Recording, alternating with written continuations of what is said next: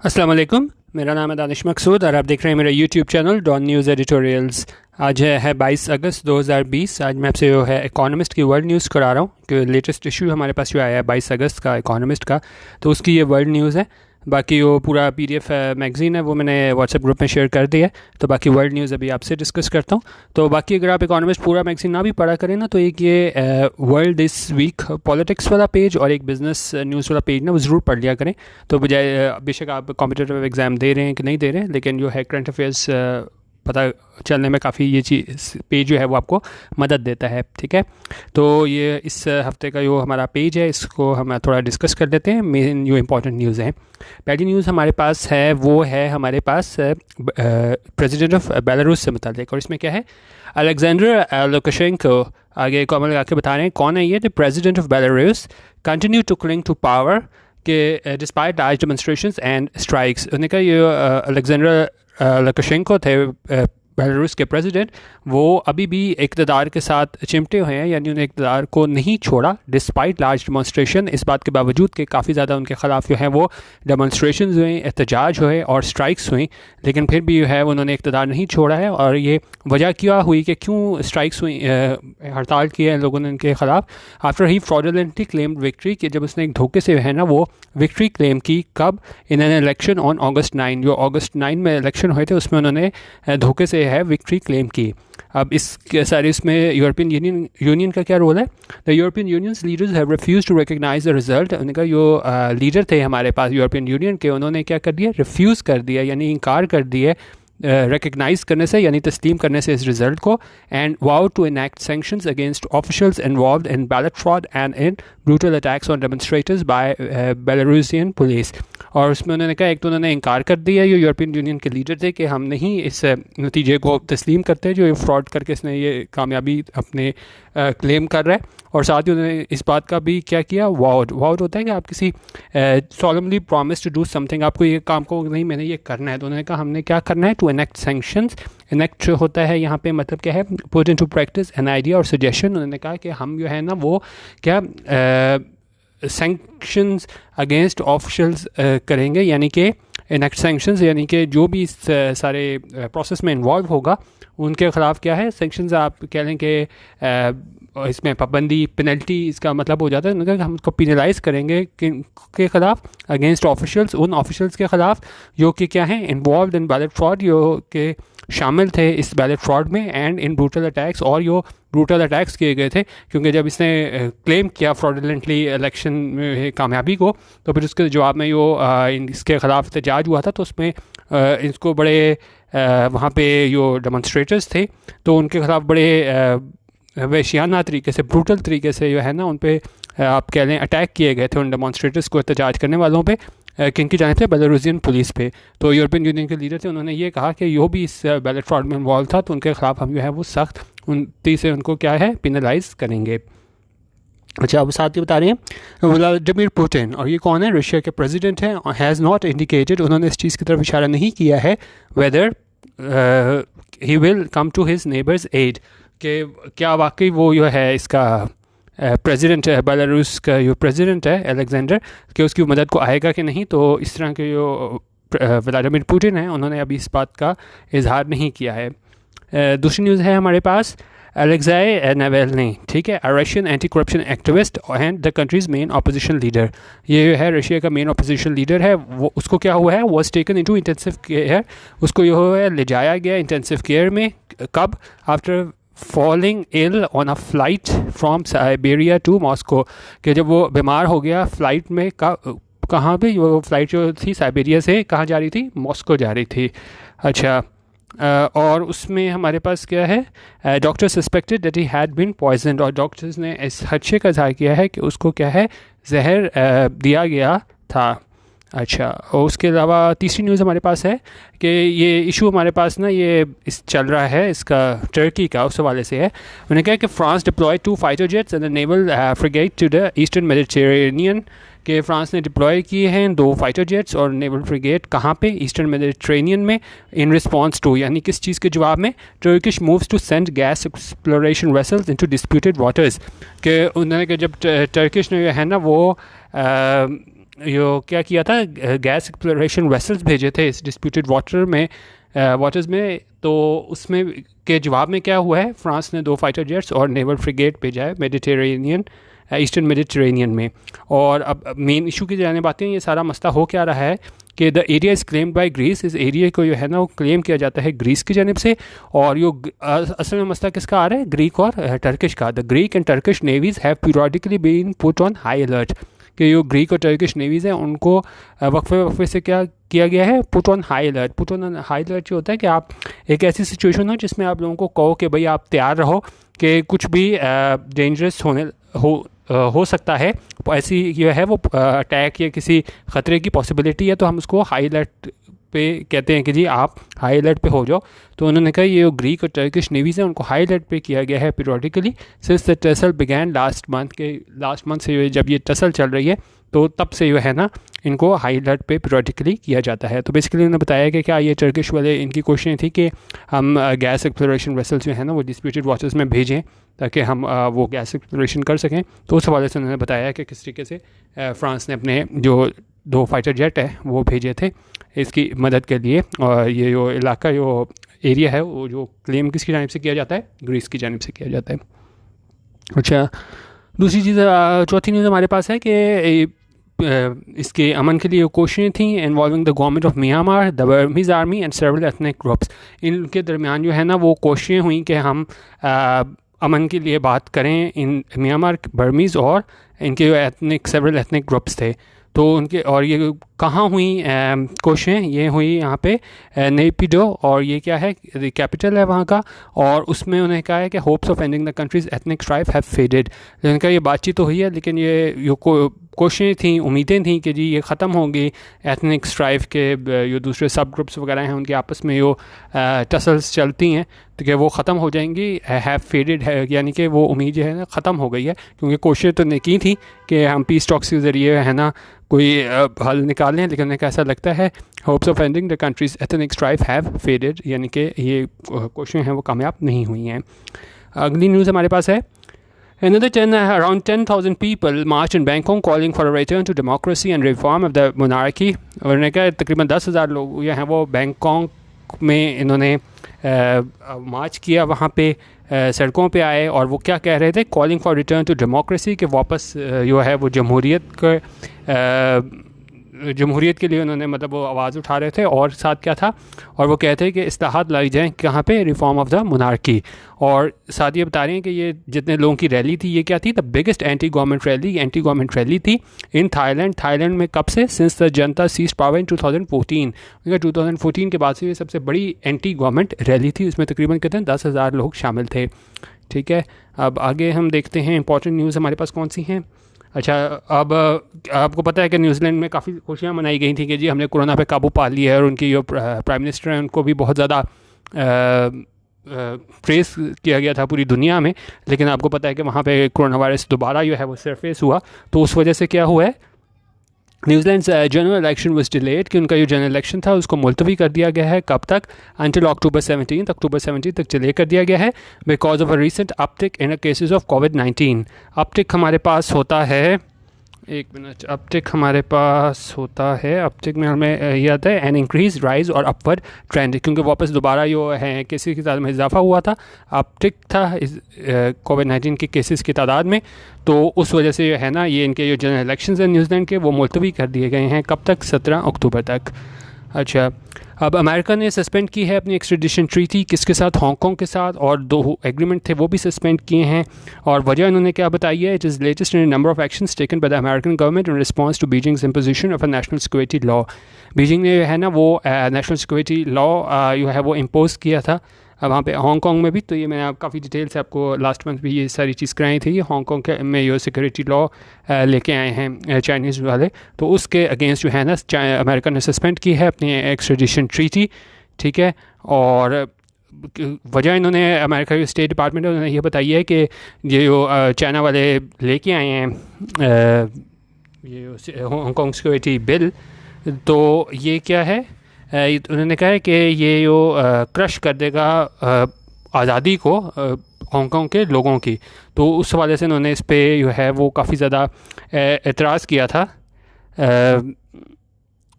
Number of action taken by the American government response to Beijing, ठीक है, ये Beijing ने इम्पोज किया था नेशनल सिक्योरिटी लॉ। तो बेसिकली अमेरिका वालों ने कहा कि ये चाइना वाले नेशनल सिक्योरिटी लॉ लेके आए हैं, ये बिल्कुल कुचल देगा आज़ादी को हांगकांग के लोगों की। तो इस बात को जवाब बनाते हुए अमेरिका ने सस्पेंड कर दी है एक्सट्रेडिशन ट्रीटी किसके साथ, हांगकांग के साथ, और साथ 2 एग्रीमेंट्स उससे भी जो है वो इन्होंने and other 2 agreements with the territory. तो ठीक है, तो ये इस वजह से था। ये आप काफ़ी इंपॉर्टेंट चीज़ है ये हांगकांग सिक्योरिटी लॉ, ये आप ज़रूर डिटेल में यूट्यूब पे भी देख सकते हैं, बाकी इस पर आप गूगल पर भी सर्च कर सकते हैं। और इम्पॉर्टेंट न्यूज़, ये बहुत ज़्यादा इंपॉर्टेंट न्यूज़, तकरीबन लास्ट वीक मैंने आपको इस पर 2 एडिटोरियल भी कराए थे डॉन के, जिसमें यूनाइटेड अरब एमिरेट्स यूएई ने तस्लीम किया इसराइल को, और अब कहा जा रहा है कि दूसरी स्टेट्स भी तैयार हैं इसको तस्लीम करने के लिए। तो ये बहुत ज़्यादा इंपॉर्टेंट न्यूज़ है हमारे लिए कम अज़ कम, कि United Arab Emirates agree to establish diplomatic relations with Israel, के यूनाइटेड अरब एमिरेट्स हैं उसने एग्री कर लिया है कि कायम करने के लिए डिप्लोमेटिक रिलेशंस किसके साथ, इसराइल के लिए, becoming the first Gulf state and just third Arab country to formally recognise the Jewish state. और ये सिर्फ पहली जो है वो गल्फ स्टेट और तीसरी अरब मुल्क जो है ना वो बन चुका है जिसने फॉर्मली यानी ऑफिशियली रिकगनाइज़ किया है, तस्लीम किया है जूइश स्टेट को। The move was praised by several Arab leaders, और उनका जो मूव थी, वो फैसला था, उसे क्या किया गया, प्रेज़ किया गया, सराहा गया, किसकी जानिब से, बाय सेवरल अरब लीडर्स की जानिब से सराहा गया, लीडिंग टू स्पेकुलेशन। और इस बात पर फिर लोगों ने ये कियास रहियाँ शुरू कर दी that other countries in the region will soon follow the UAE's lead, के दूसरे ममालिक हैं इस रीजन में वो भी शायद इसके यूएई को मतलब फॉलो करें, यूएई लीड, यानी कि वो भी तस्लीम कर लें इसको, इसराइल को। The Palestinians said they had not been told about the agreement, और पैलेस्टीनियंस ने कहा कि हमें नहीं बताया गया था इस एग्रीमेंट के बारे में।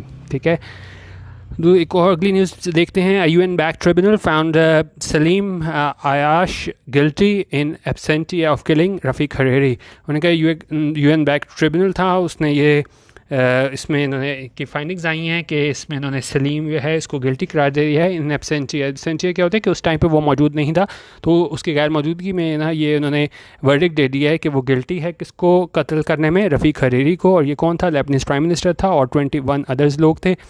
कब थे ये बॉम्ब अटैक हुआ था बेरूत में 2005 में। तो इसको इन्होंने कहा है कि सलीम जो है ना ये ज़िम्मेदार है, ये गिल्टी है, इस इतने लोगों ये बॉम्ब अटैक हुआ था लेबनान में 2005 में, तो ये ज़िम्मेदार है। और उसमें जो 3 अदर डिफेंडेंट्स थे उनको क्या किया है, वर एक्विटेड, उनको है वो छोड़ दिया गया है। ठीक है, और बाकी हम देखते हैं। अच्छा, इब्राहिम कीटा, ये कौन है, माली के प्रेसिडेंट हैं, वॉज फोर्स टू रिज़ाइन, उसे मजबूर कर दिया गया कि वो रिज़ाइन कर दे आफ्टर बीइंग अरेस्टेड, जब उसे अरेस्ट कर लिया गया किनकी जानिब से, रेबल सोल्जर्स की जानिब से इन ए कू।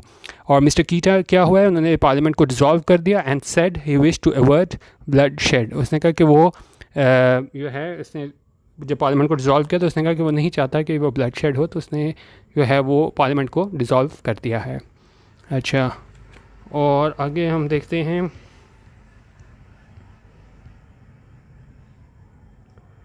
आगे हमारे पास कौन सी न्यूज़ आ रही है, इम्पोर्टेंट न्यूज़ में हम देखते हैं।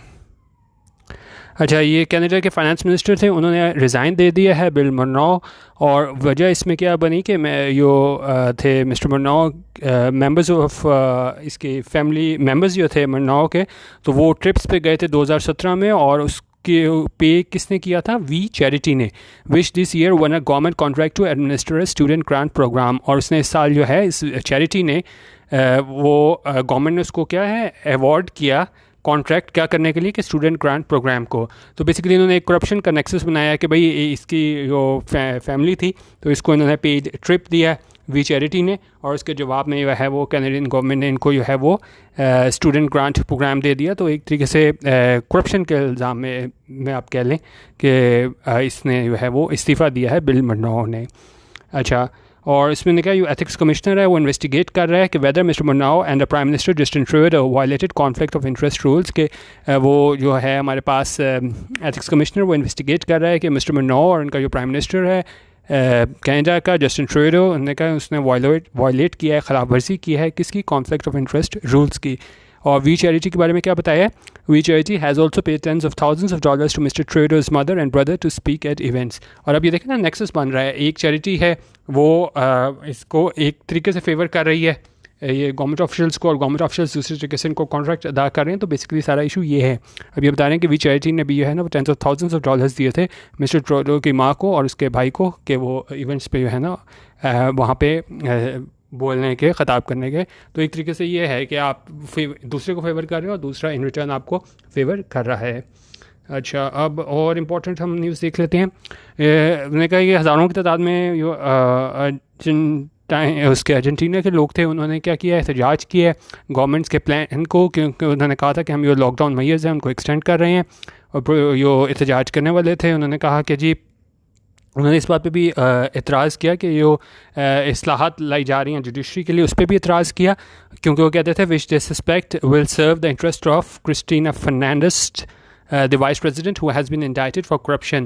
उन्होंने कहा जो फॉर्मली जिसको चार्ज किया गया है, क्रिस्टीना फर्नांडिस को जो है वो इंडाइट किया गया है करप्शन केस में, तो उस चीज़ पे भी एतराज़ कर रहे थे। जो रिफॉर्म लाई जा रही हैं वहाँ पे जुडिशरी के लिए, उन्होंने कहा ये सारा कुछ जो है वो उसको फेवर देने के लिए किया जा रहा है क्रिस्टीना फर्नांडिस को। तो इसके ख़िलाफ़ जो अर्जेंटीना के लोग थे वो एहतजाज कर रहे थे। अच्छा, अब ये आपको पता ही है, पहले मैं आपको इकोनॉमिस्ट हर वीक कराता रहा हूँ कि लास्ट जो इनका कॉलम होता है वो इसके हवाले से, न्यूज़ के हवाले से होता है, कोरोना वायरस के। तो ये पढ़ते रहा करें, क्योंकि ये काफ़ी जो है इसमें चेंजेस आ रहे होते हैं। जिस तरह यहाँ पे बता रहा है कि इंडिया के केसेस हैं वो 2.8 मिलियन क्रॉस कर गए हैं और ये थर्ड हाईएस्ट हैं पूरी दुनिया में। और कौन इनसे ज़्यादा हैं, कहाँ पे ज़्यादा केसेस हैं, अमेरिका एंड ब्राज़ील। तो ये लेटेस्ट पता चल रहा होता है। तो ये लास्ट भी है ना, इसको कोरोना वायरस आम चीज़ पढ़ के छोड़ दिया करें। काफ़ी ये लेटेस्ट जो स्टैट्स आ रहे होते हैं। तो कोई भी कोरोना वायरस रिलेटेड कोई ऐसे कोई भी इशू लिखते हुए यहाँ से आपको काफ़ी डेटा मिल जाएगा कि कौन से मुल्क में इस वक्त सब ज़्यादा केसेस चल रहे हैं और क्या सूरत हाल है मुख्तलिफ ममालिक में। क्योंकि जिस तरह यहीं पे हमने देखा है कि न्यूजीलैंड में भी केस दोबारा आ गए हैं। तो आपको लेटेस्ट सूरत हाल कोरोना वायरस के हवाले से पूरी दुनिया में क्या हो रहा है यहाँ से पता चलता रहेगा। अब जिस तरह ये बता रहे हैं कि रिस्ट्रिक्शन लगा दी हैं सोशल गैदरिंग्स में, व रीइम्पोज दोबारा लगा दी गई हैं। कहाँ पर? सोल में। आफ्टर क्या हुआ है, south Korea reported it's highest number of daily infection since मार्च। उन्होंने कहा मार्च के बाद से सबसे ज़्यादा जो इसने साउथ कोरिया ने रिपोर्ट किए हैं अपने कोविड-19 के केसेस। तो दोबारा सोशल गैदरिंग्स पे जो है ना वो रिस्ट्रिक्शंस लगा दी गई हैं। ठीक है, और साथ ये कह रहे हैं कि churches are big source of the outbreak, क्योंकि वहाँ काफ़ी बड़ी तादाद में लोग इकट्ठे होते हैं। तो उन्होंने कहा ये एक बड़ी सोर्स है इस दोबारा आउटब्रेक होने की कोरोना वायरस के। अच्छा, Ireland reintroduce some restrictions and again ask people to work from home. Ireland का भी देखें वही इशू हुआ है कि वहाँ पे भी लोगों को कह दिया गया है कि आप जो है ना वो घर से काम करें।